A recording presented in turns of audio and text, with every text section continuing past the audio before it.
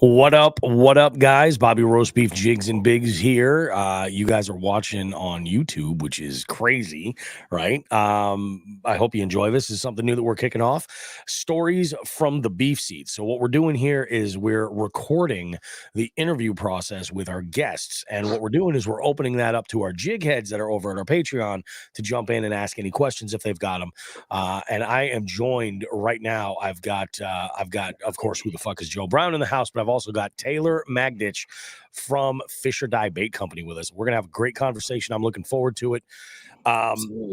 This is going to be a lot of fun. So think of this right here is like the green room right here. Like this is something that's a little extra for YouTube right now. And then we'll go ahead and start like the proper interview in just a bit. So my plan is to take this and hold it for a week or two, maybe even 3 weeks until after the podcast drops with you in it, Taylor. So that way we get a second sort of boost from a whole different kind of audience later. Eventually this should form like a nice cycle where, and maybe we'll be lucky enough to actually drive people to the podcast to get to the interview first, but by putting this little extra Easter egg up front, it'll get eyes on it as well. So yeah, it's a good idea. I hope I'm figuring this shit out. What am I? I'm just an old owner. I don't know what the hell's happening. So yeah, how was let's talk about our evening so far, as this will be a little bit of our extra because it's a Saturday night. It's a big night. You know what I mean? Here we are, 3 dudes, dude pride all day, and we'll talk about that later. But let me share my experience with you. My wife and I shared a very interesting, unexpected anniversary today. Her birthday is Tuesday, so I took her out tonight for some drinks and appetizers at this really great bar in the Berkshires in Massachusetts called Moon Cloud. All they do is like craft cocktails with like crazy selections of spirits and charcuterie. That's it. And they do it like so well. It's so good. So I take her there. It's like her favorite place. I don't know if you guys can hear this. I sound like dog shit. You sound beautiful. I appreciate I told Joe this in person. Your mic voice is unbelievable. I am so congested right now. It is ridiculous. So like we're on a drive out there and I'm just like, we're hitting the mountains and the pressure going up and down these hills is just, it's like crazy. It's like it releases and it builds back up and it's just nuts. So have you guys ever seen one of these? It's a vapor inhaler from Vicks. No. It's like you open it up and it's this little like finger and like you just go and you just take a hit of it, and it's that was Does it shoot a spray up there? No, it's almost like Vicks Vapor Rub, but like targeted directly in your nostril. And it gives you like a few moments of like just clarity, and then it all comes back. So you may see me hit this a few times during the interview, but that's not what we're talking about. Because of that, that stopped to pick one of those up. I also picked up some Sudafed, right? My wife is a nurse, and she goes, "Hey, you probably shouldn't be drinking if you're taking Sudafed. That's like not a good combination."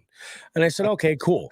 So I drank mocktails, which was fine. I don't care about that. That's no problem. Because again, like I said, I live on the greener side of life anyway. So I'm, still enjoying myself. Everything's great. My wife indulges. Now we're at an age, Taylor. You seem like you're much, much younger than I am. Maybe even a few years younger than Joe. But when you guys get to be my age, you're going to realize that there's a certain number of drinks you can have before it's going to be a really bad day. Like just stay it, where it's like, it's going to be bad. And for my wife, that's 2. Right? 2, I mean, we're talking cocktails, like glasses of liquor. You know what I'm saying? Like real fucking men's drinks. You know what I'm saying? This is the shit that she drinks, and I drink with her. And she is like, screw it, I'm gonna have a third. So I knew that she was hammered. But I'm driving back. I've been drinking mocktails. I've been drinking ginger beer all night, and I'm like, okay, this is cool. We decided to take an alternate route up over a different section of mountains on our way back home, and just in time to make it here. And she's like, "You know what? I should have peed at the bar." And I'm like, "You know what? You goddamn right you should have." Now, here's an interesting story. 20 years ago, almost to the day, She was coming home from celebrating her birthday party with her best friend, and her best friend needed to pee on the highway. So she goes and decides, okay, we're going to go ahead and do this. I'm going to go and, pull over here and she can do her thing. And then she's like, well, we're here. I might as well pee too. She got pulled over. Well, she was pulled over. A cop rolled up and then gave her a bunch of shit about it. Trooper. Yeah, Mass State Trooper. Yep. Of course. And she's a rule follower. Like, she doesn't do any. She's got a crystal clean record, but the judge wanted to prove a point. And she got her first DUI. So today on the drive home, she's like, holy shit. I was like, yeah, where's the nearest Cumberland Farms? We're on the way. I look and I'm asking Siri, everything's cool. It was like 15, 20 minutes out of our way. So I was like, all right, cool. She's like, I'll be fine. Don't worry about it. I'll be fine. 3 minutes, gentlemen. 3 minutes. And she's like, you better pull over right the fuck now. I go, okay, we're in the middle of nowhere. I'm not worried about this at all. I pull over. She does the Sean Dominic trick where he takes his what do you call it? His doors on either side to make a little like partial separation, partition, if you will. And she's doing her business. Everything's great. Everything's fine. Car comes up behind us, drives right past her. She realizes at this point that it's like deja vu 20 years later. It was amazing. It was beautiful. Anyway, she had a great birthday, and she's taking my daughter to go see a friend of hers in South Carolina, so they're gonna be gone all next week. So, it was good. So, what about your evenings? What did you guys do? So I guess I'll go first, and so I know Taylor probably just poured baits all night, but real exciting stuff. So my sister came and took the kids because for like a family birthday party, and I'm like such an introvert and don't really interact with my family that I was like, yeah, you can take the kids. And literally the second after she walked out the door with all the kids, me and the wife were like, oh fuck, let's get dressed and go hit the local bar. Yep. Like this is our chance. So we did that. I went and hit the local bar, played some Keno, had a few drinks. My buddy Dan Griffin, who fishes ABA with me, that I talk about on the show here and there, him and his wife met us there, and we just had a quick good time. And I came back, got back, made sure I got back to the podcast. So, friggin' A, nice and easy. You know what I mean? What were you drinking? I was drinking bourbon mules. That's freaking classy. Yeah, dude. so some Redemption and then fucking ginger beer and a little lime. There you go. Yeah. Damn. I drink that because like I feel like in my older age, if I drink a ton of beer, I'm just gonna get fatter. So I feel like I'm less of an alcoholic and less fat if I drink those. It makes sense. Yeah. No. I completely can get behind that. How about you, Taylor? How was your Saturday night so far? Kind of how Joe already predicted. That's pretty much all I did. I woke up early, started cranking out orders. We got a repeat order from a retailer here in PA. So working on that. Practice with my kid a little bit. We got a wrestling tournament tomorrow morning, so we'll be up early for that. Yep. So sports, man, it's crazy. All day, pretty much just doing the same damn thing. That's not, though, considering the stuff that you've got going on with like Tackle Warehouse and everything, it's probably a good idea. Pour as many as you can, because I got a feeling they're going to sell the fuck out everywhere. I really do. Yeah. Sweet. Yeah, I'm excited for it. That's awesome, dude. It's That's fucking awesome. gnarly, dude. I put out a video today about it, and like just like giving my like no bullshit assessment of it, and just like because when I was down Harrisburg with Taylor, he kind of told me like the no bullshit like story of it, and it's literally just like him, his wife, and his 3 boys that run Fish or Die. Yeah. They do it right there at the house. They pour them, they mold them, they package them right there. And like for such a small like family company to be approached by a retailer like Tackle Warehouse for their product, like that's just insane. Like it's just such a huge momentous occasion, basically. It really is. It was wild, and the craziest thing about it is that they reached out to me. So I was blown. I texted Joe. I'm like still in disbelief about the entire thing, because Tackle Warehouse, that's like the pinnacle essentially of online. That's the retailer. That's the retailer. Like they are on top of Cabela's, Bass Pro, like Oh yeah, Tackle easy. Warehouse is the fishing retailer now. You know what I mean? And just there's so many companies out there that, probably dream of that moment happening to them. And just for that to happen to you is just absolutely insane. And you know what I thought when I was designing the Ajax, that Goby, that's been getting a lot of traction. I thought that was gonna like turn some heads and like maybe eventually it'll get to Tackle Warehouse and it'll pique their interest and whatever. But they ended up getting, I think it was like 6 or 7 of our molds. So I was like, yeah, I was pumped. That's wild. Yeah. Yeah. I told you, Joe, that Warbird is killer. I think that's dude. I can't wait to put that in the back of a chatterbait or to nose hook that thing, because I'm a nose hook fluke guy. I mean, I told Bobby about that a few years ago. He's seen me use it in person. Dude, it works. I fucking love doing it, and I cannot wait. Yeah. Can't wait. That's freaking damn nuts, dude. It is crazy. You know what? So let's go ahead and do this. We'll start up with the interview formally, and we'll let it rip. We'll go ahead. We'll do that. So I'm going to do a little countdown here for editing. Just say it, and then we'll go ahead and we'll get started. We're rolling in 3, 2.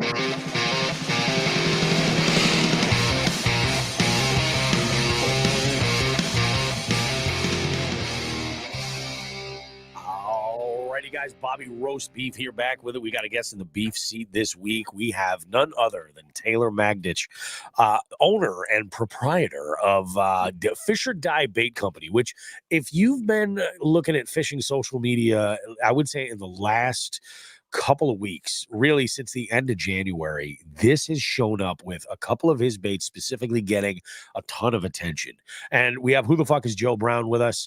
He is, of course, newly on working with Fisher Dye as a pro staff or a sponsor, really.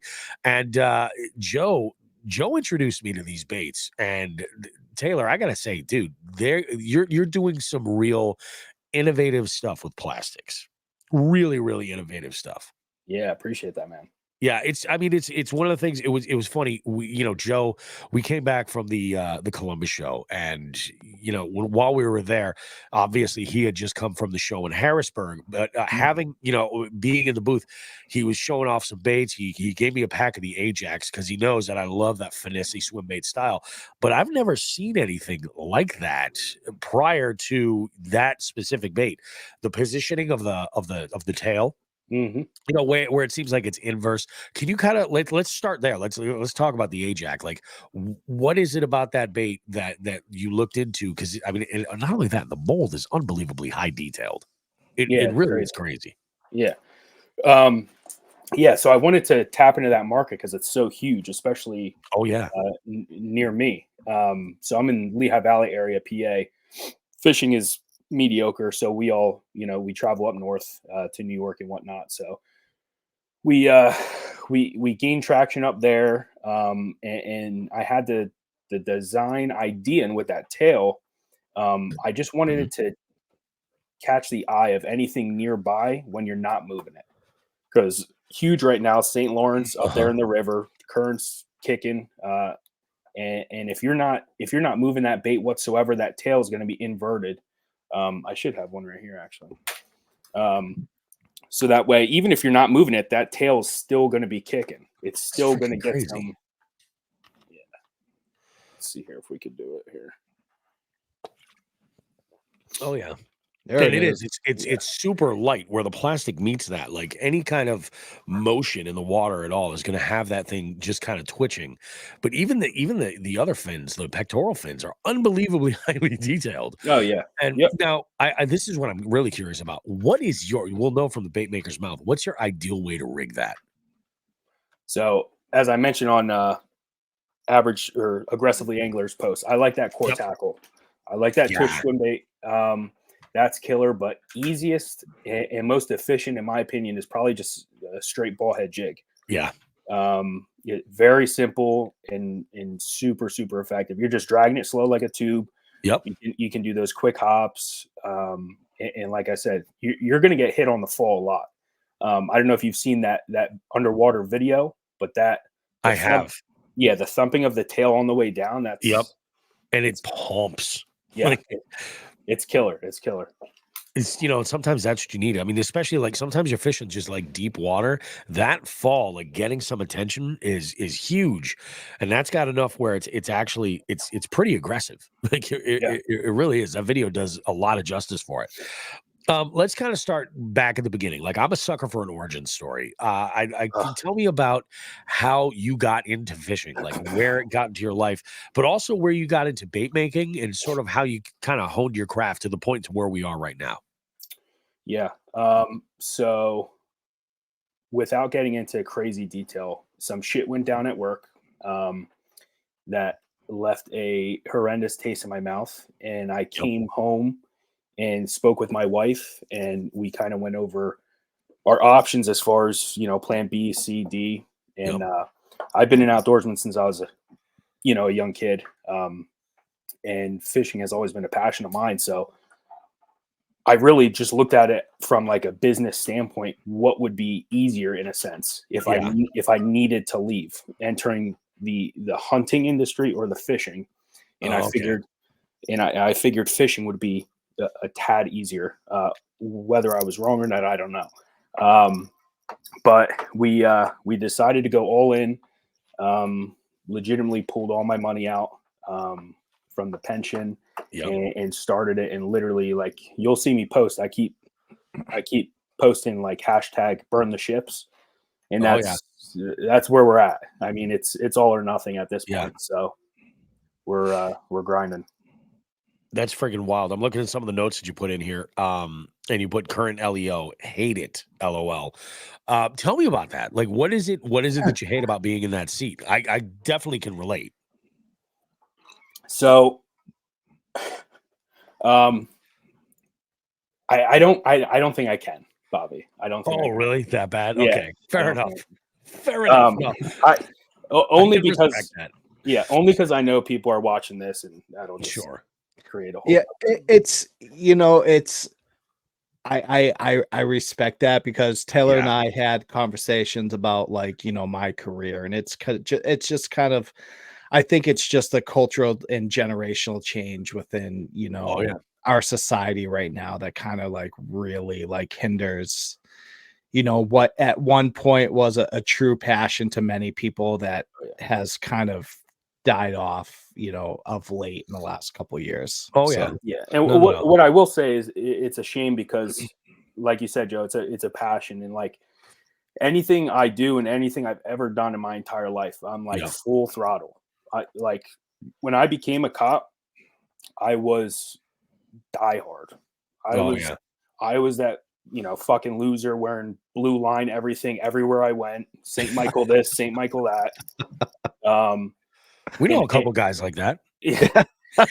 and I had a great group of guys on nights. We would just hammer the streets. We had fun. And I don't want listeners to think like I did anything wrong on that end. I was, the bad taste was from within.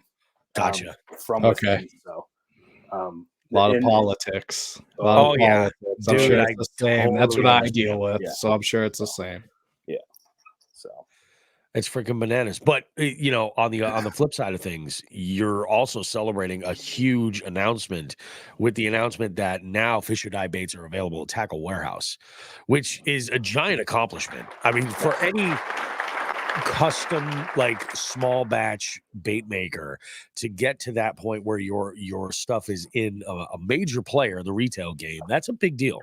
And I'm sure from here on out it's only going to grow more and more and more, because the more buzz about your unique baits, I think that's just going to kind of help you, and it's probably the way that it goes. What's a typical like work week like look like for you? If you guys are doing this all in, that's some crazy shit. What's like your typical work week, like your flow chart look like? Yeah, so with my regular schedule, I want to say 2 years ago, I got moved to days finally. I lie, 3 years ago. So I work 12s, so I'll work 6 in the morning to 6 at night, typical shift. I wake up at 2 a.m. every day. I start cranking out orders, and then I go, the full-time gig, 6 to 6, come home, eat dinner with the wife and kids, and I mean, 9 times out of 10, head back down and do some more before bed, and then do it all over again. This is my weekend off, and like we said at the beginning of the show, I was doing orders all day, making pits. So it's pretty much nonstop. But like you said, Taco Warehouse, that's huge. That was obviously a goal of mine, a pinnacle. So we've been in since 2021. I'm super, super proud of it's freaking awesome of where we're at. So that's so crazy, because I mean, there's so many. I mean, even Bobby. I mean, we've dealt with so many soft bait companies in the past that have been around for a minute, and for Taylor, for you to be, you know, around since 2021 and to already be in Tackle Warehouse, that's a huge accomplishment. It's absolutely, it's like, I see it as just like, you know, just a quick glimpse of like things to come. You know what I mean? Like it's only going to go up from here. I hope. Their first order was awesome. Obviously the biggest we've ever gotten. It was a little over 1,600 bags. And I had to get that done. So I'm hand injecting as well. That's what I'm saying. The workload is just intense. Yeah. So for people who don't like realize, like some people say hand injecting if they're using like a shooting star as a certain machine. Yep. So that's, you know, cranks it, has a big drum of plastic and it's just automatic type. I'm legitimately heating everything up hand. So my manufacturer I work with, they're awesome. They've been helping me out, squeezing me in as far as pumping out additional molds for me. Because some of the baits that Tackle Warehouse ordered, I'm legitimately making 1 pack at a time.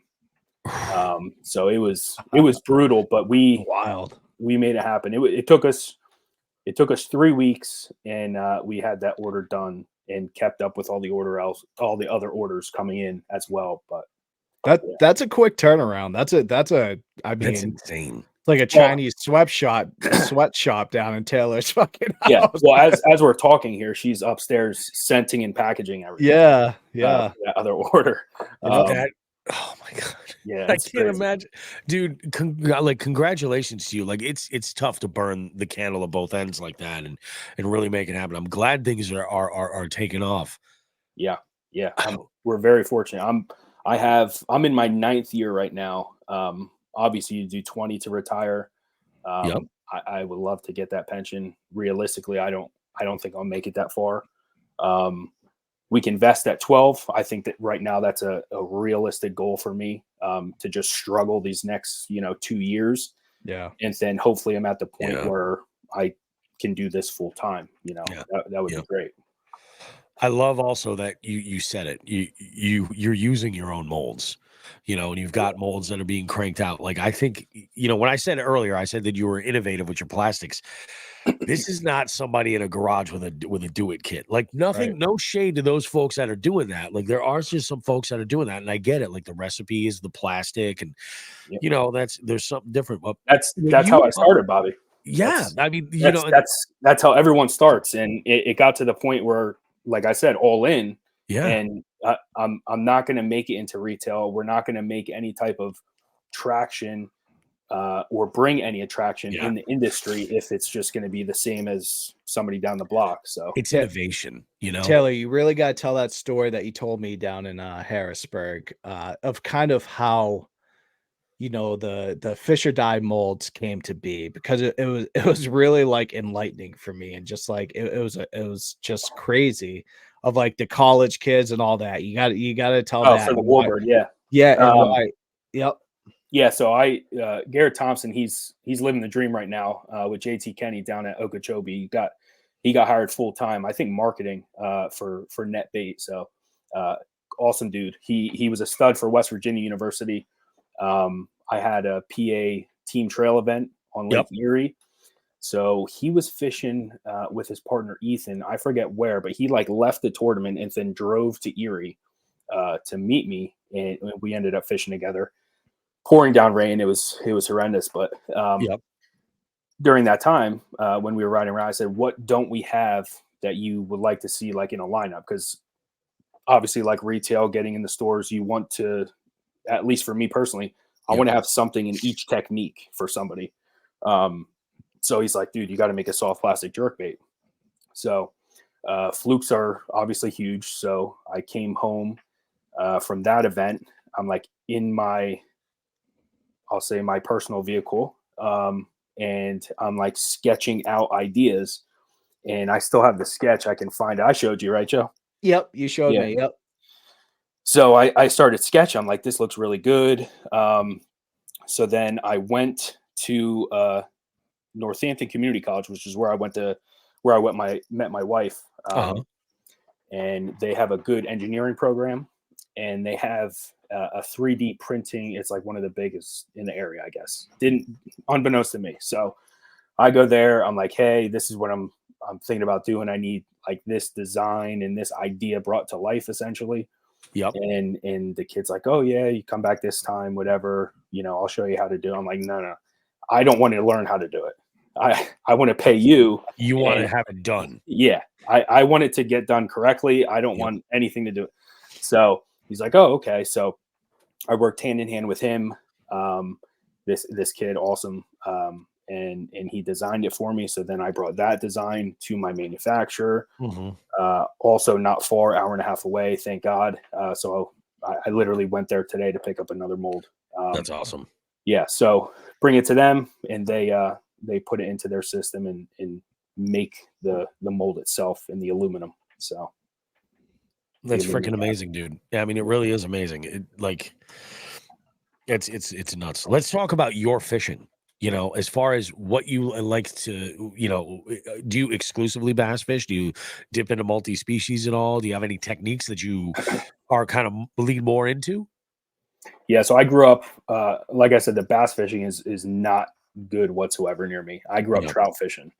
Oh, all righty. Yeah. Yeah. I grew up inline spinner, just walking creeks with my grandfather. Oh, yeah. Yeah. Just having a blast being out there.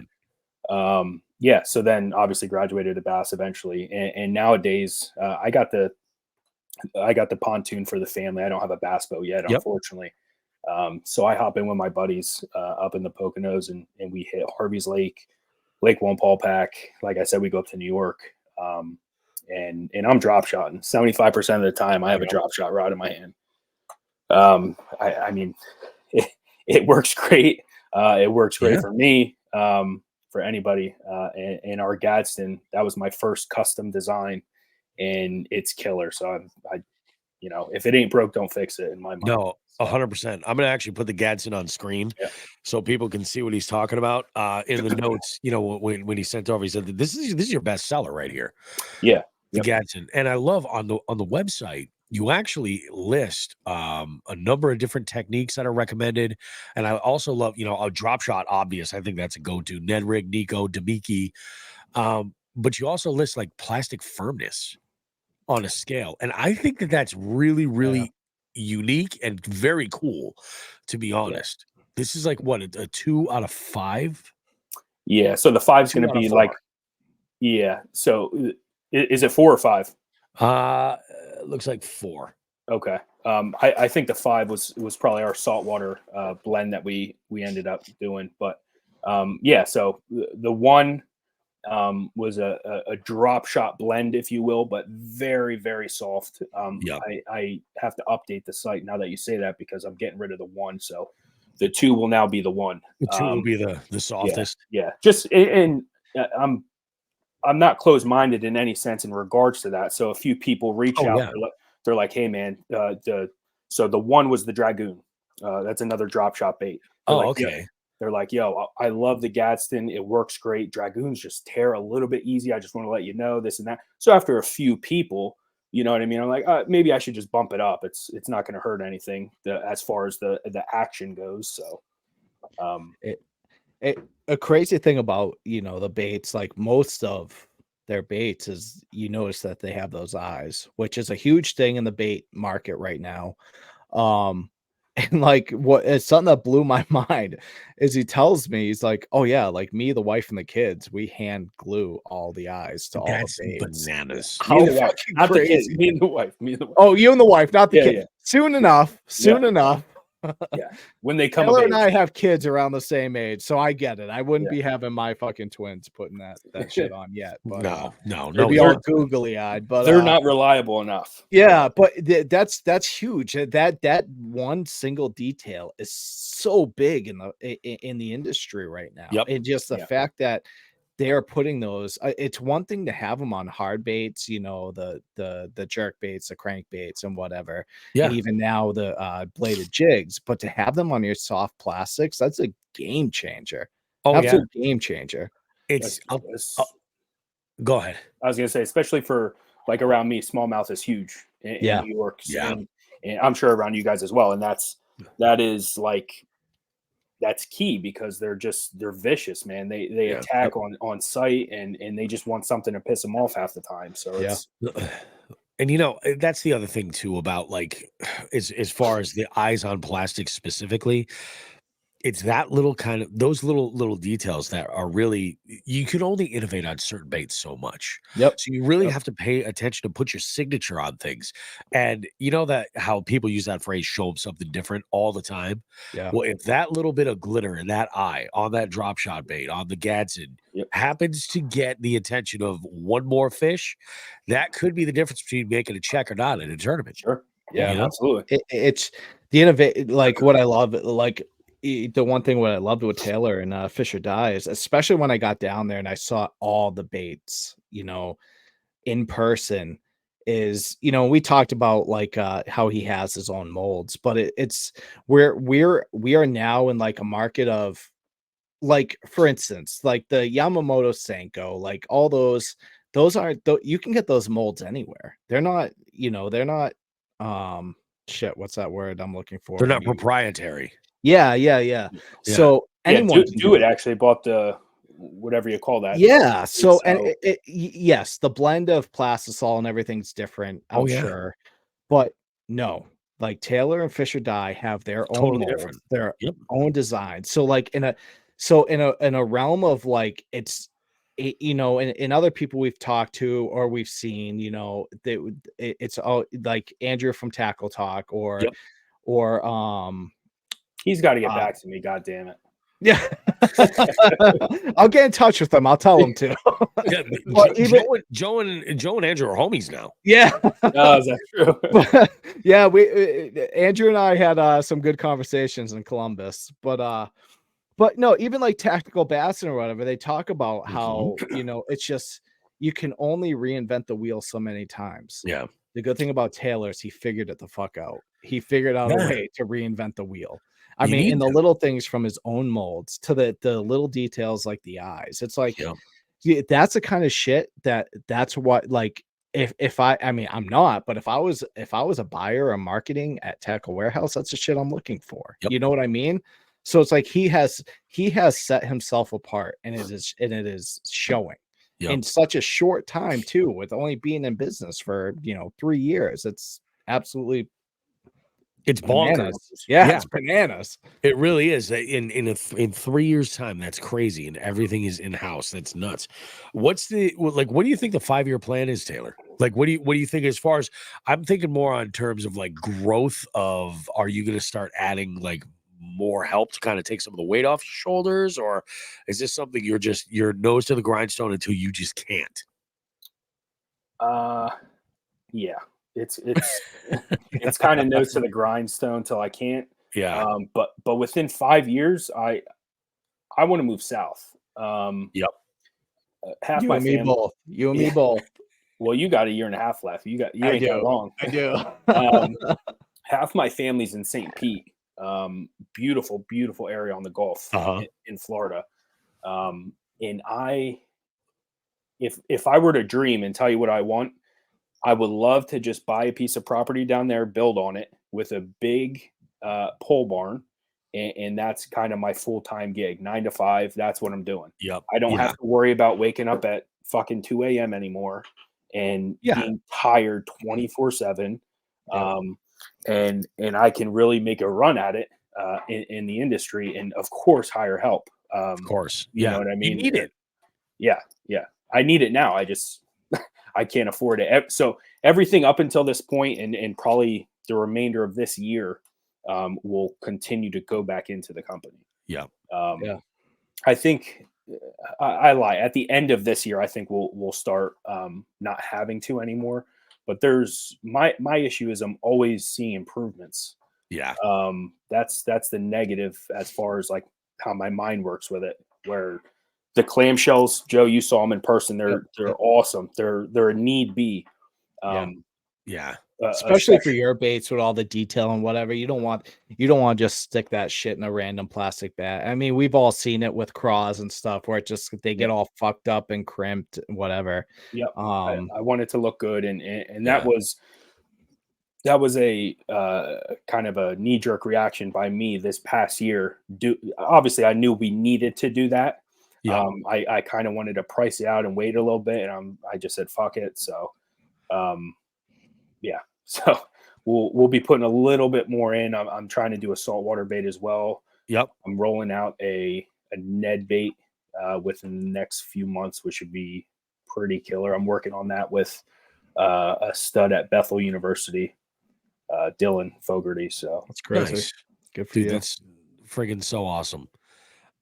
As far as like, is there any corner as far as baits that you sort of maybe you've had some feedback that you're looking to carry in the future, like a design or something that you kind of want to tap into?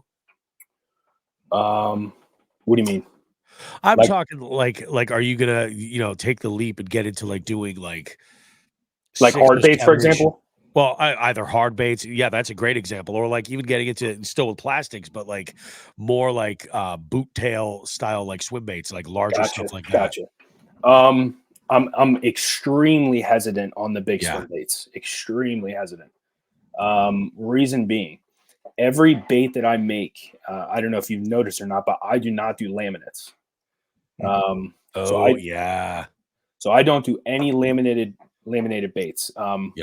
Personally, I think there's benefits depending on the style mold and technique that you're using. Yeah. But for the most part, it's catching customers. In all reality.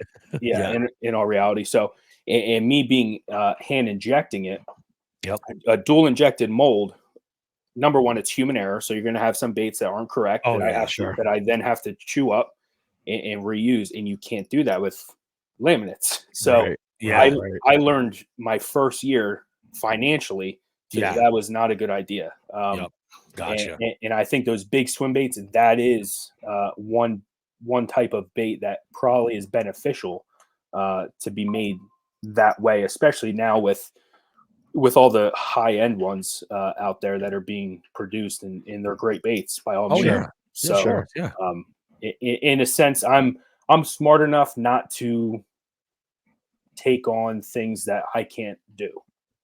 You know what I mean? That makes sense. Yeah. And you need to be as a business owner first. Like you gotta make the right move. What works best for you? Yeah, like I would say a lot of our baits all go head to head with big companies, and and I'll put my stuff up against most. But for something like that, I would wave the white flag for sure. So let me ask you this. So you mentioned a Ned bait, and you didn't even mention that to me, I don't think, down in Pennsylvania. I might have forgotten. So I'm sure it might be under wraps a little bit, and but is there anything you can tell us about that? Only because, and the main reason I'm asking that is Ned bait fishing is huge up here. Oh yeah, Ned rigs are huge, so it kind of tickles my fancy a little bit to hear you talk about that. So is there anything that you can tell us about your upcoming Ned bait? So I can send you a text of my sketch. And then what I will tell you is that to give you a good idea is how we're working on it. What's huge now is those everyone's doing the very, very micro jigs nets. Yeah. Yep. Oh yeah. With some type of skirt. So Yep. That's really popular right now with a lot of folks. Yeah. And it catches fish. It's not just I forget what his name was. He won the one tournament using that. What the hell was it? Was it a Berkeley General? They're like TRD. With yeah. Okay. Yeah, it'll be cool.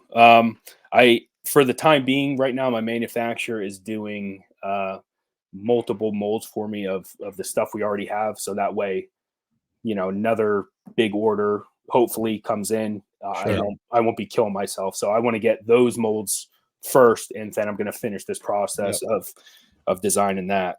Right. So So makes sense. another thing too is that I want to talk about is Fisher Dye doesn't just have soft plastics. They also have scents, their own scents, and they also have they are also now dabbling into the terminal tackle realm. Oh, So really? I don't I didn't realize that. Yeah, so I don't want to pass that up either. Yeah, so we got it's not filled right now, but just gives you an idea. So we did this is a freshwater version. So we do the 3 fluid ounces of all of our scents that we use. So straight crawl, crawl squid, crawl with garlic, crawl with coffee. And then we have the saltwater ones as well. Bunker, cheddar crab, clam. What else? That might be it. That's huge for our listeners too, because we have a ton of listeners that fish for stripers in the canals, the Cape Cod canals, stuff like that. So, one thing that Fisher Dye does have saltwater products as well. Oh yeah. I'm looking at the website and I'm pretty amazed at some of the stuff that you've got available. Yeah, I'm huge into stripers. I love going to Sandy Hook and chasing those. It's a freaking blast. But I don't know if you can zoom in or if you can see it or whatnot, but we got the worm on there, the 1/4. And then if you can see the line tie there, what I wanted to do, because I hate those damn the ones that clip on your line. The pinch, yeah. Just horrendous. Cut your line half the time. Yeah, I'm just losing them anytime you get stuck. Yep. So I had that idea. She actually sent it to me, the one manufacturer. I said, that's awesome. Let's keep it. I've never seen that before. I think we're the only ones that have that as far as line tie goes. But it enables you to, when you're hitting shoals or you're going from short to deep, vice versa, it's just a quick change. So what I do a small little split ring. I think I buy them at home, Hobby Lobby.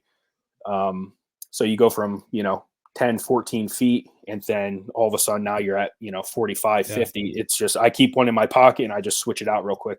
The weights. Yeah. It's a really good idea. They just clip on onto that ring.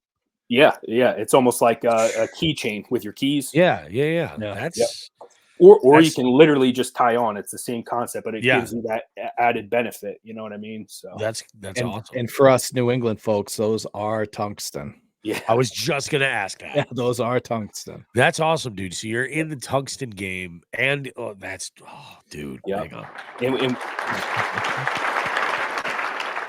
And we started out with those because, like I said, huge drop shot guy, and everyone I associate with within the industry. So we started out with those, and I'm sure we'll hopefully branch out to the worm weights and definitely stuff. Yeah. It's just gonna take a matter of time. Like you've got some really tough to figure out because it's so fucking expensive. Like no matter how you do it, So yeah.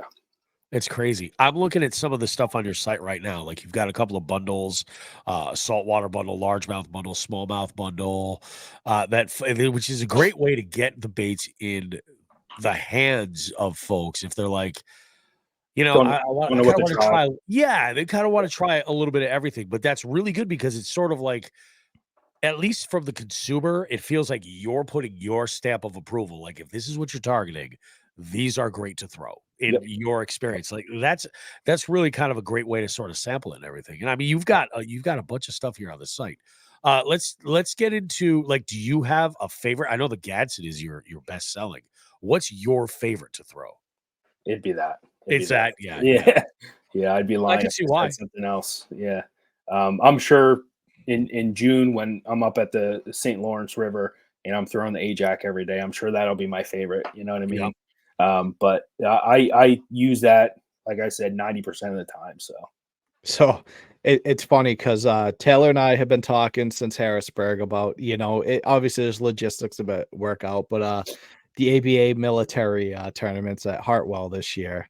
So trying to, I'm hoping he can figure it out and we can do it together and to get him on those spots. But I'll get him to use something other than the Gadsden out there for sure. Yeah.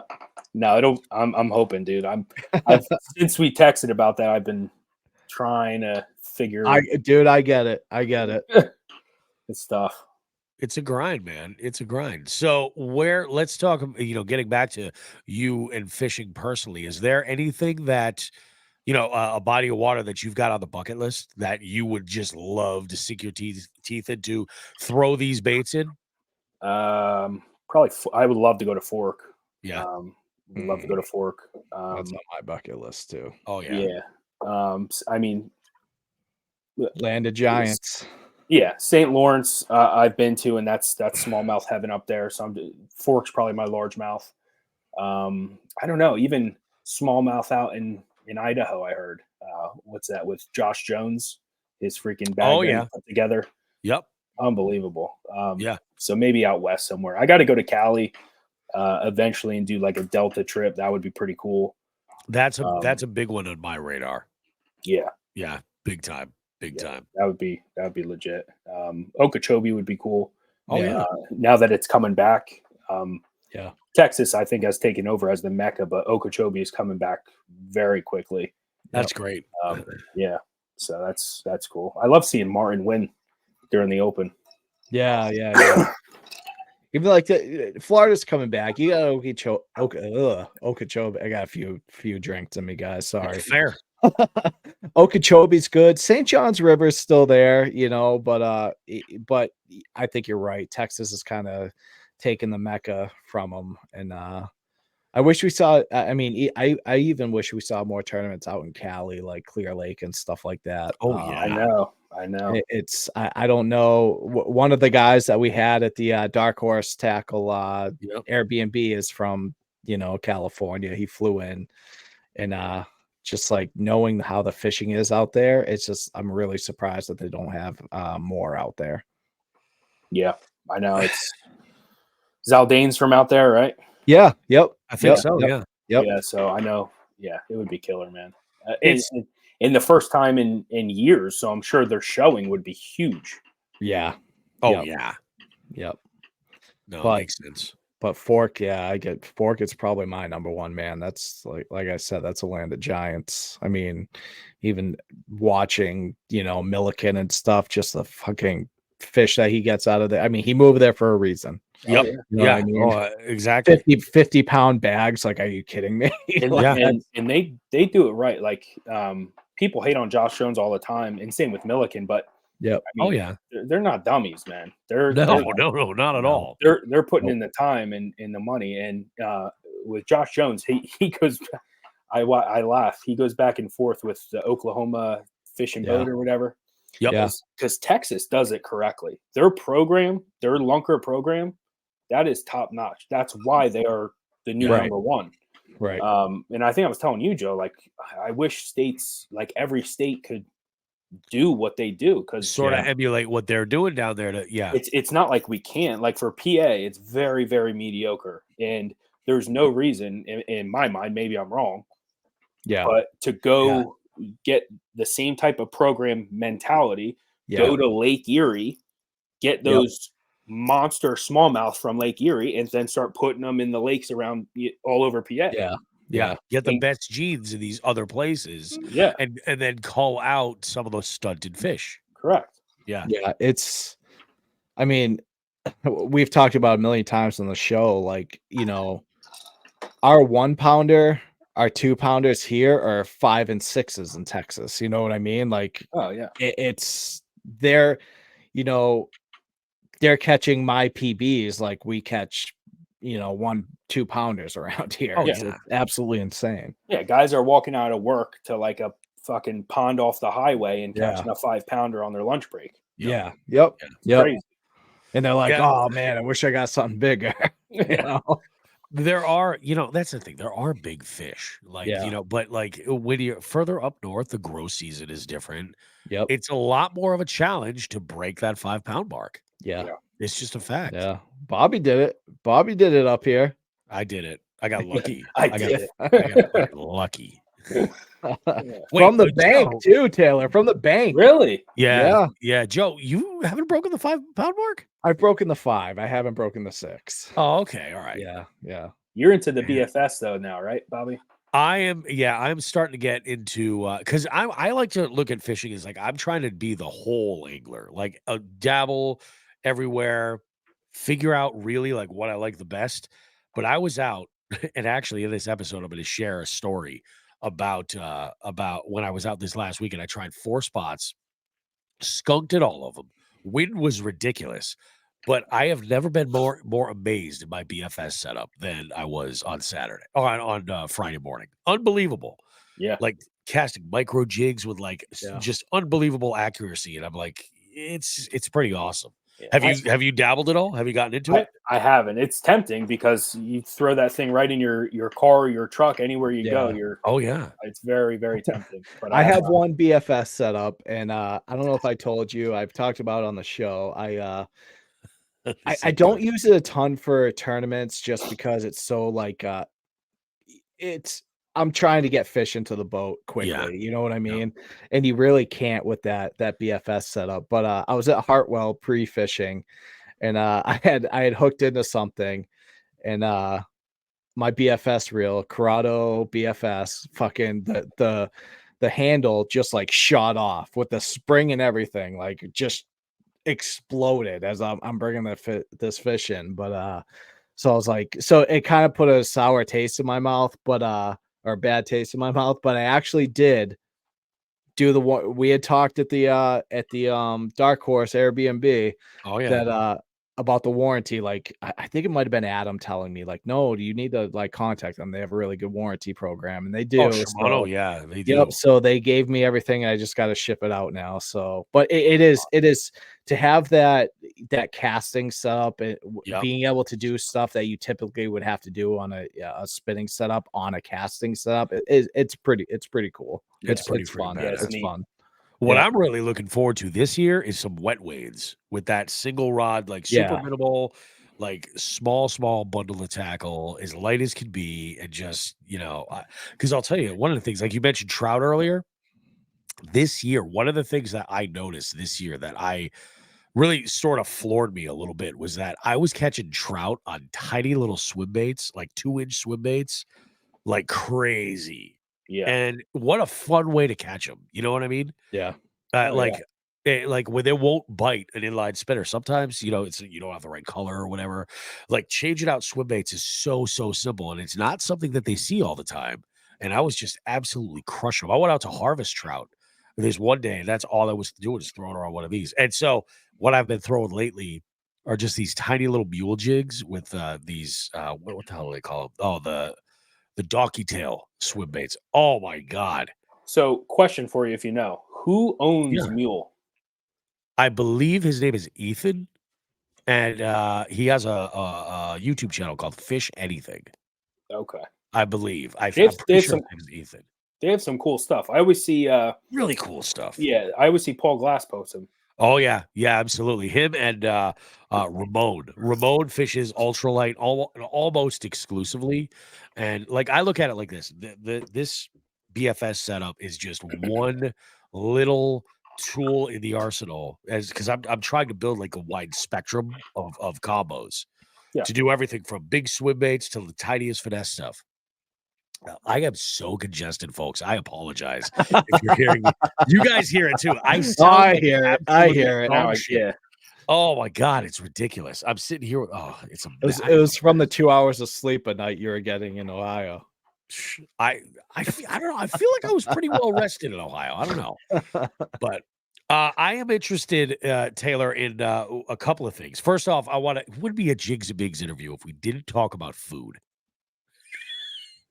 It just wouldn't. So we got to squeeze a little bit of that in here. But I'm going to ask you for 2 stories. I'm going to give you that question, let you kind of think about it a little bit in the back of your mind.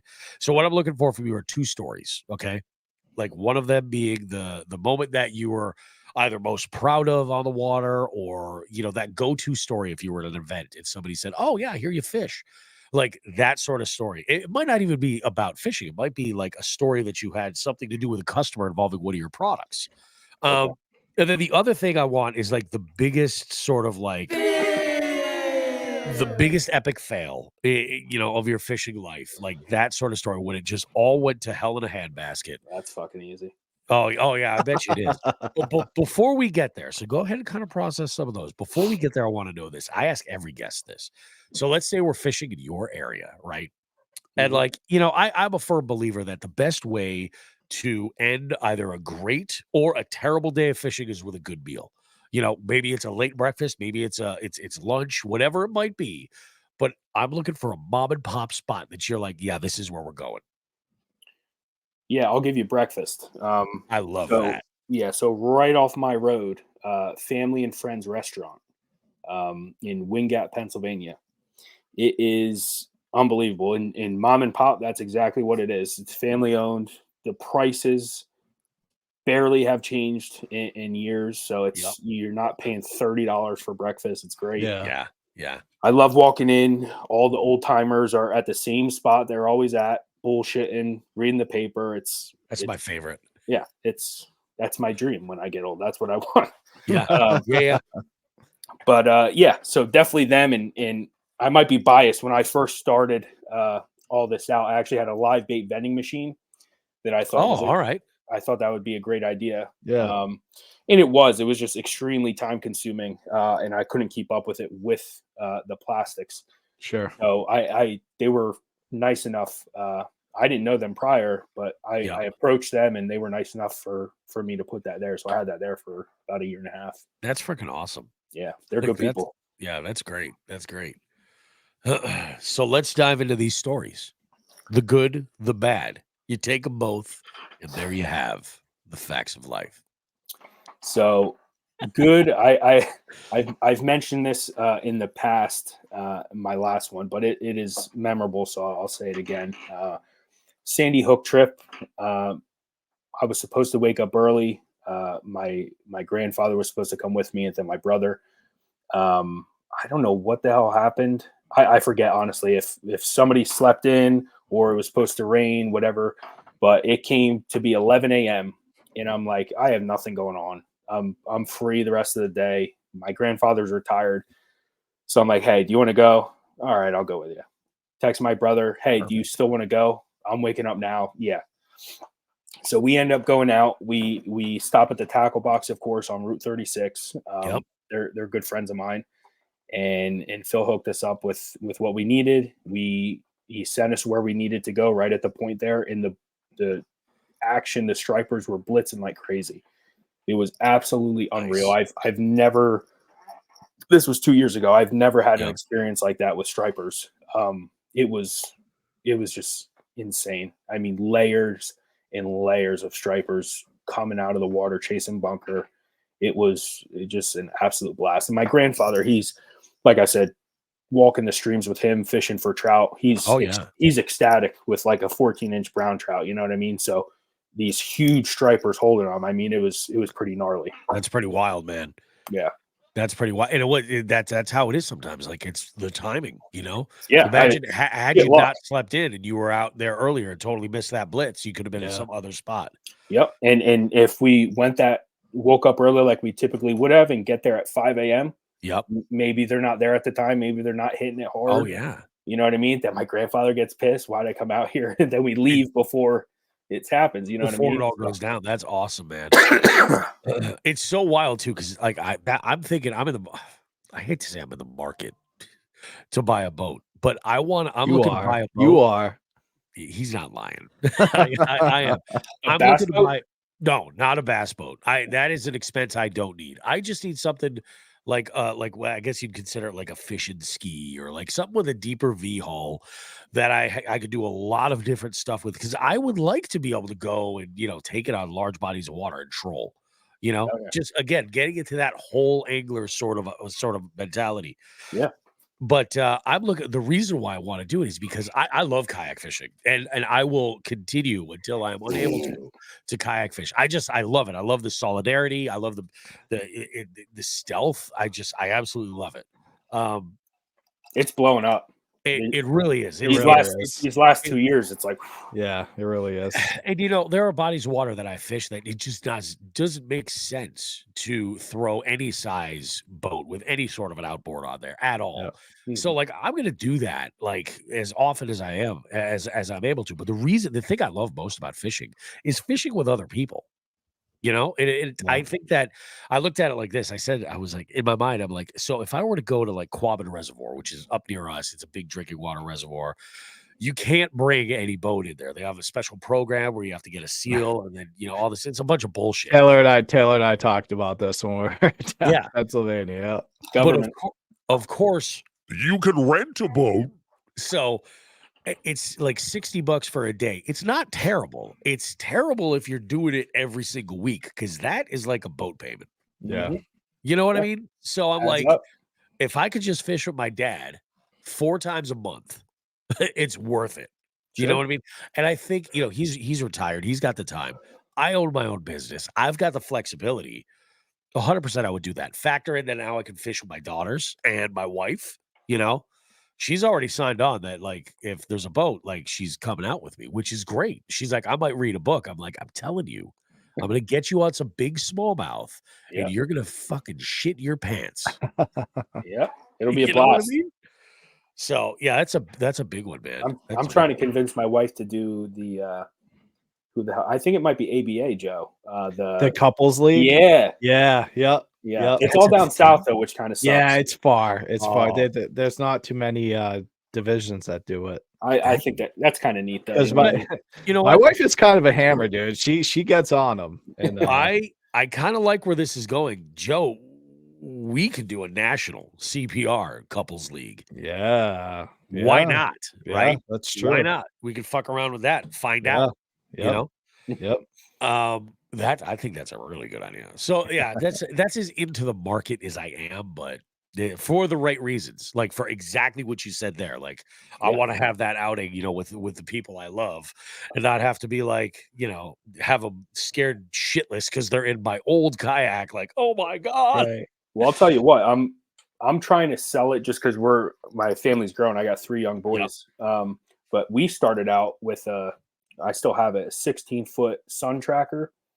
Pontoon, and it's the fishing version. It's fucking great. Yeah. My wife has told me before. She's like, you should just get a pontoon boat. That'd be a whole lot of fun. It is hard to fish though with what we like doing. Exactly. Yeah. And like, because I did that when I was at Champlain. We rented a pontoon on one day, and like was it 5 of us, 4 of us, 4 or 5 of us all went out. We had a good time. We didn't catch shit.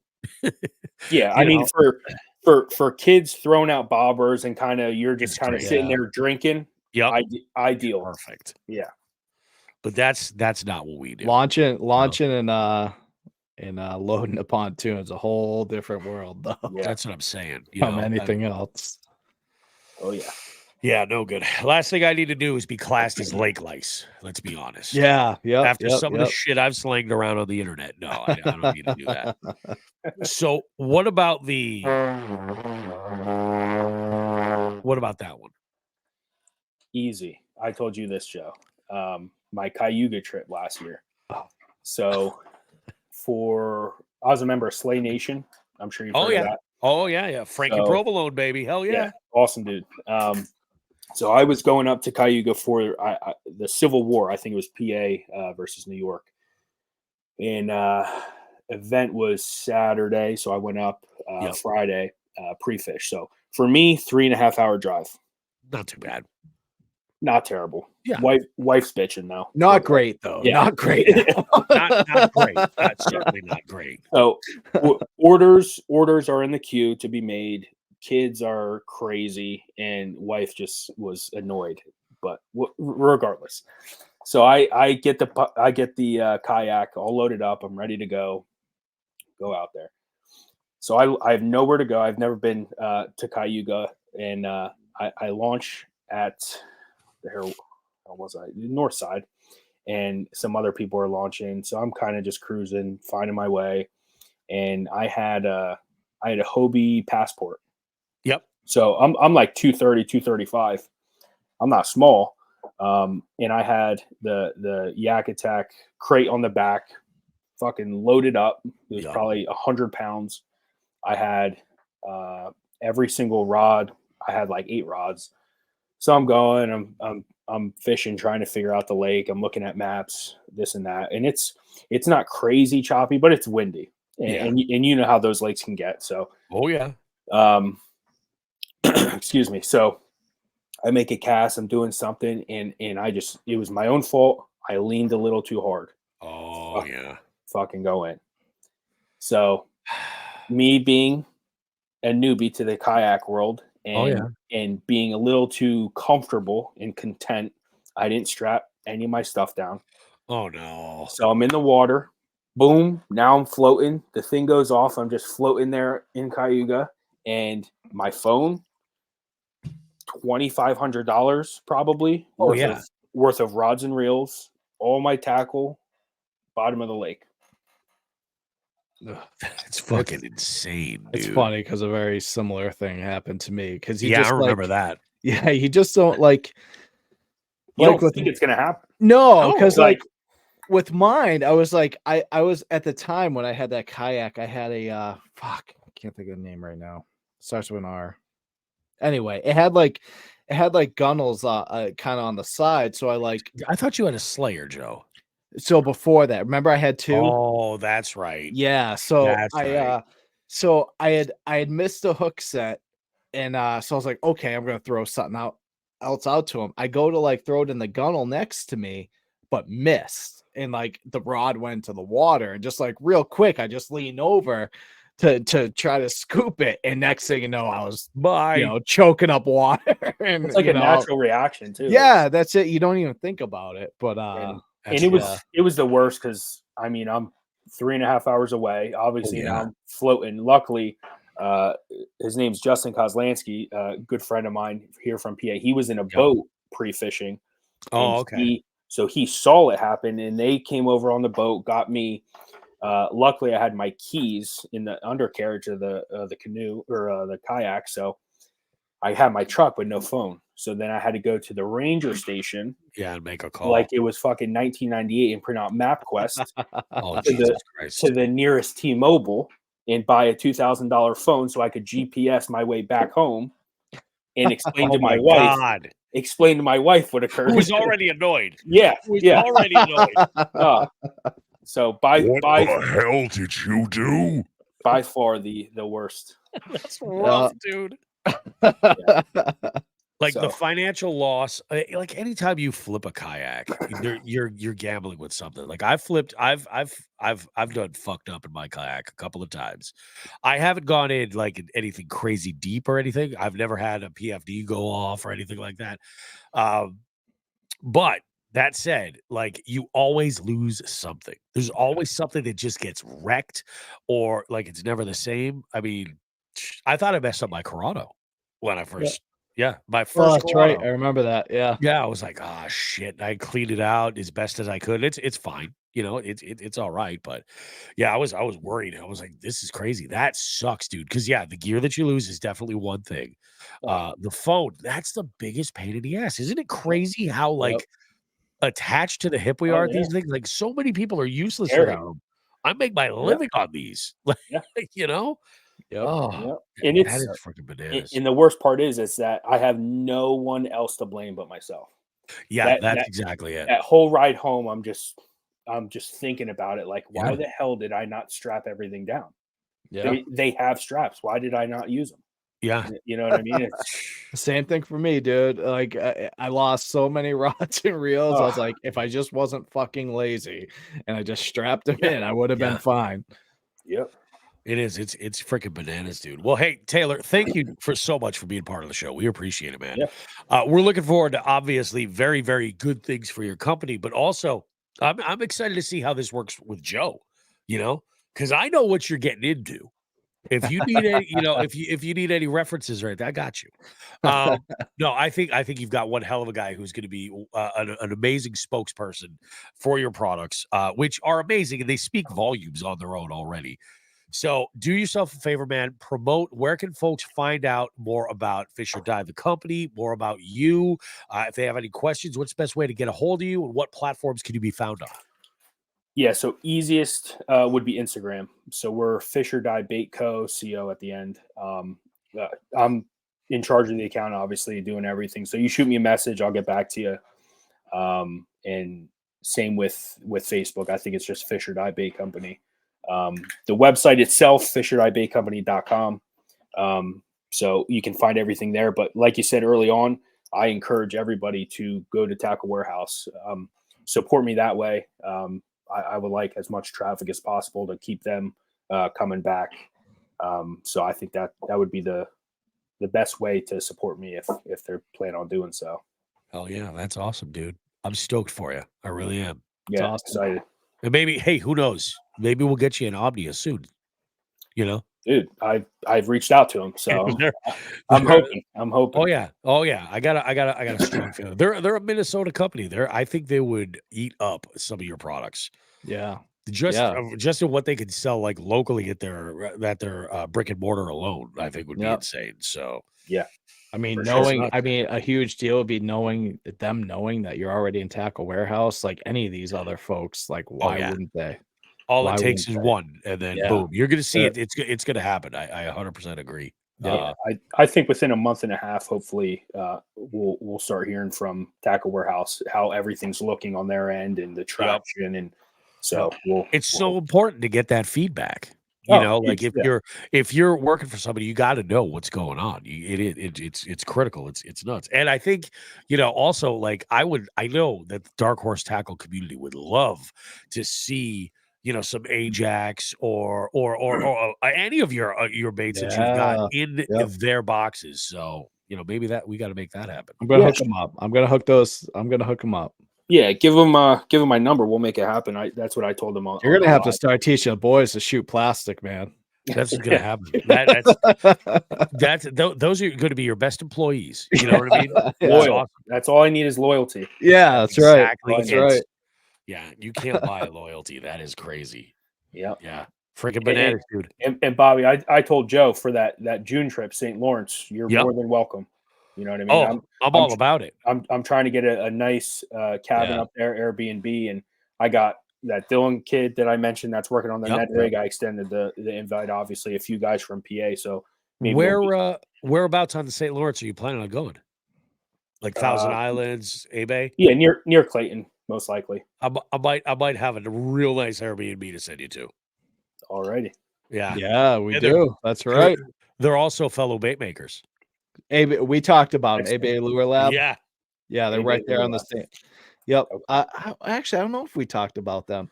So yeah, they do all my hard baits and stuff.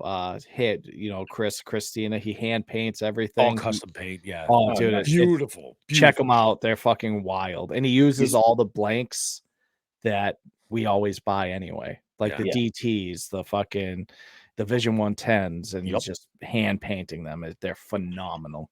That's awesome. I get asked all the time about venturing into that. I mean, my schedule, so as it is. I can't. That's what I'm saying. I can't dabble into something else, but down the road, that 5-10 year mark, I would love to do something like that. That'd be cool. That's what it's all about. It's all about growing at the right pace, because if you spread yourself too thin, and I feel like we've talked about this specifically with a plastics company in the past, when you spread yourself too thin and you try to do everything all the time, like you got to stick to what you're good at and really build that up to where it can sustain on its own. Then expand and see where the growth is. It's all timing. But that's 100%, dude. Well, Taylor, this is really, really great, man. I'm stoked.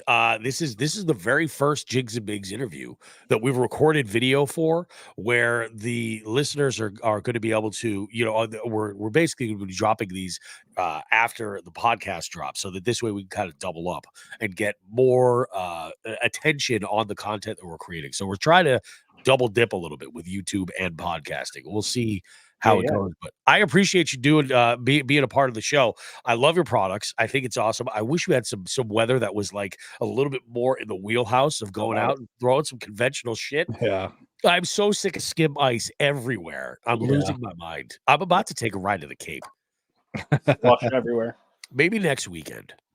There you go. Maybe. I don't know. I got so much shit going on. It is next crazy. weekend. We're busy, Bobby.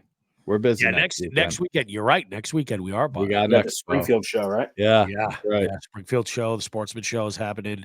We're going to be big thing that we're doing is promoting our multi-species online scavenger hunt. Is a big thing that we're doing it, and we're going to have some props. I tried to actually order like either a plush or like a rubber, like a toy bass, so I can put it on my catch board and show like, oh yeah, here's pro, because people love that stuff. They can try stuff out for themselves or whatever. Yeah. And we'll probably have some fun with it, but they won't get here until after the show's gone by. I was like, son of a bitch. So I'm gonna have to get creative. Real quick, I don't know why I just thought about this. Your hat, the Smallies hat. Oh yeah, a Sheegan. Yeah, a Sheegan. They're I would say social media friends. We've been in contact and we'll be part of their board this year. So really? Oh, awesome. Yeah. So it'll be awesome. Yeah, 20-inch smallmouth caught on a Fisher dye bait, and we're trying to do a custom color for them. So, that's freaking awesome, dude. Awesome. I love seeing all this stuff come together. Like everybody's. I love collabing. I'll legitimately collab with anybody. The community's coming back together. Yeah, slowly but surely, it's coming back together. Finally, everything is cyclical. You know, it's like. You get into something, life changes, it happens, and then it's just all about rolling with it and taking it all as it comes and making the best of it. You know, that's right. Sweet, awesome. Well, thank you, Taylor. We appreciate it, dude. Thank you again. We will be back, guys, with more Jigs and Bigs coming up right after this. Dude, that was awesome. That was a fucking dope interview. Awesome. I just stopped recording on the podcast recorder. We're still live. We've only had a couple of viewers pop in every once in a while because nobody even saw this coming. Yeah, we never do it on Saturday, so they're probably like, "What the fuck is going on?" Saturday night, they're like, "What the fuck is this?" But I was gonna put it all in the description, so this is good. I was gonna text you if I'm like supposed to log off or the questions I stay on. Like, no. You're in it, dude. Yeah. You're in it. This is so what I'm going to do here. I'm going to show off some baits that I got over this is stuff that I didn't buy at the show. I did buy some JDM stuff that I kind of want to keep secret. And not for my wife or anything. She doesn't give a shit. I actually think when she discovers JDM, she's going to love it. So Taylor, our booth in Columbus. So we were collabed with the and you'll see some of the interviews on YouTube that we did, but we were right next to we were with Dark Horse Tackle, but our neighbor was a JDM booth. So yeah, an awesome JDM booth. Yeah, so I'm gonna do a little bit of an unboxing here, and you guys we can discuss all this. So I got a package Tuesday or Wednesday from Adam Blomke, one of the pro staffers at Dark Horse Tackle. And this is a company that Dark Horse has worked with in the past called Ute. I believe it's called Ute. Why? Yeah, I think we were having a conversation in the at the Airbnb. And people were calling it like Yount. And they're like, no, it's Ute. So Ute, he's this awesome 3-piece glide. Yeah, that's dope. Absolutely gorgeous with the vector hooks. Yeah, like unbelievable. This is absolutely badass. Speaking of vector hooks, we had a little a situation with vector hooks that could turn into something cool, Joe. That might involve us going to Florida. Yeah. Yeah. I gotta figure out a way to make it work because I will be taking a huge loss in order to do that. So you told me, I already looked at my schedule, dude. So if I got to go for us, I'm in. Okay. All right. It's all about the number of days. What I think you're talking about. I'm trying to go as well. Yeah. Oh fuck yeah. It is. It's exactly right. It's exactly what you think. It's exactly what you think it is. Yeah. Yep. So there's that, and then there's this. This is also, these are all from Ute. This is a like a 110 size jerkbait, and I'm fairly certain that this is a Megabass blank.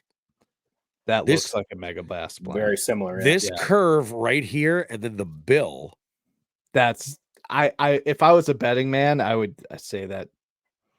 Yeah. But like, dude, yellow perch and me, wow. It is a love story. And that's that thing where like they never patented that. The only thing they patented. They do something different with there's like something inside of it that helps with the casting. Oh, is that their Their weight weight system too, right? transfer system? Yeah, it's like Yeah. a weight transfer system, which I will be honest, I don't give a fuck about. And that's why like Chris is from eBay, his paint. Yep. I'll show you some pictures, Taylor. They're phenomenal people. They live on the St. Lawrence and they just it's Nice little Look at ball. that I fucking like that. popper. I like that. That's This wild. is nice. My wife loves this, so Got when him I on get a her on the popper. boat, oh Yeah. yeah, dude, I love a popper. Yeah. Probably one of my favorite top waters. The Smallies love the poppers up here. You see that guy, the popper guy, the TikToks? No. No, Oh my I'll god. believe No. It's some old timer. He's like a drunkard on the beach, and Yeah. he catches like Oh, snook and shit, and got him on the papa, and that's all he uses. He starts screaming it. Dude, Oh, when I it's owned the great. tackle shop, I can't tell you how many fucking people, old timers would come in and ask if I sold jitterbugs. I'm like, I don't even know if they make them anymore. so this is a bass rat. This is the smallest rat I have. Oh, I saw that one. I saw it. Yeah. He gave it to you up on in Columbus at In the live Columbus. show. That's Yeah, right. Yeah. he's like, I don't throw rats. He won the quarterly box, so he hooked me up with this. It's got 2 tails and a screw lock on the back Oh, that's for the fun. tails. I'm like, That's that is, big because most of Yeah. the tails on rat baits are a fucking pain in the ass. oh, they're terrible, Yeah. man. Yeah. The ones that are like rope or string, they get stretched out and get just abused. Or you gotta do the toothpick or like something. Oh yeah. This thing is insane. So Dave Urkey, the Wolf of Walmart, had He gave me one of those. a whole bunch of these and was like, yeah, you guys got to check these out. They're awesome. They're from Battle Baits. Is that the minigun? Is this the minigun? It's like a micro spinnerbait. Yeah, it's more of a finesse size spinner Yeah. bait. Yeah. I wasn't familiar with them until Dave showed them to me. No, He makes some killer stuff. Yeah. like it's the beauty of it is it's a half ounce. Like just look at how small that wire is. Like I've got tiny little hands. Yeah, that's Yeah. a minigun. This is insane here, Yep. but it's still got like just a beefy hook. Like it's kind of badass. I'm really excited to throw this puppy, and it's like and Dave he pays attention. He's like, yeah, he's like Bobby's up north. He loves all things bluegill and perch. Yeah. I love my spinnerbaits. Dude, it's just it's Caught my insane. biggest bass on a spinnerbait. Nice. I got one more here. That's from Hog Molly, and I've heard a lot of about Hog Molly in the past, but I've never thrown any of their baits. And that's the package for it, Hog Molly. And it seems to be like it's a little like a tadpole almost. It's a cool logo. It is pretty slick. See, it's kind of got like a tube, like where it's got this kind of like. That's their Gobi version. Yeah, that must be what this is. Yep. I've seen that. It's pretty badass. I actually have a nice little EWG tungsten Ned that this will just fit perfectly. So how many came in that pack? Was Was it just that one? No. Oh. There's Must be behind the logo. yeah, that's what they're all tucked in there. Gotcha. 1, 2, 3, 4, 5, 6, 7. Gotcha. Yeah. Taylor, are you familiar with Big Joshies? Big You ever- Joshies? Yeah. I'm gonna have to shoot you some pictures. So they're kind of like that laminate swim bait. Oh yeah. They had a big booth down in Columbus, but they're crazy. They hand paint all of them. They're that boot tail swim bait, Yep. I'll have to show you some pictures. It was actually pretty. Some nice ones. Yeah, they did like a real show. interesting color. They did like a show special that was like good for us up in New England. It was almost like a perch color. I'll have to show it to you. I'll shoot you some pictures of it. So apparently that color is going to stick around. It should. It Yeah. should. Yeah. I think that could do a lot, for this market, Yeah. Yep. but it's badass, Sweet. dude. No, this is really good. That's a true freaking talent, man. Those sprayers. That stuff's Oh yeah, that's insane. yeah. I don't have that artistic. I don't have a fucking artistic bone in my body. I was telling you know, Bobby knows this. I told Taylor I tried to fucking shoot baits a couple times, ended up with like 2nd-degree burns. I was like, this ain't for me. Yeah. I remember going to work on light duty with both my hands. yeah. That's how it is. That stupid fan right there behind me. This is my old bait room. Yeah. Now it's like the packaging room, but There you go. fell right in on me. Oh, good stuff, gentlemen. All right. Awesome. I think it's time to call it a night. I'm gonna have one more drink, I think, before I go to bed. Thank you so much, Taylor. Appreciate you, dude. Love what you're doing. Thanks to all the jig heads that jumped in here. I hope you guys appreciated this and enjoyed it. And leave some comments on what you think you'd like to see as far as other interview segments and everything. Does that sound YouTuber-y enough? Does that work? I think That sounds YouTuber-y. That's I like it. It works enough for me. Cool. All right. We'll see you guys. Have a good one. All right. All right, later, guys. Sweet. Take care, dudes.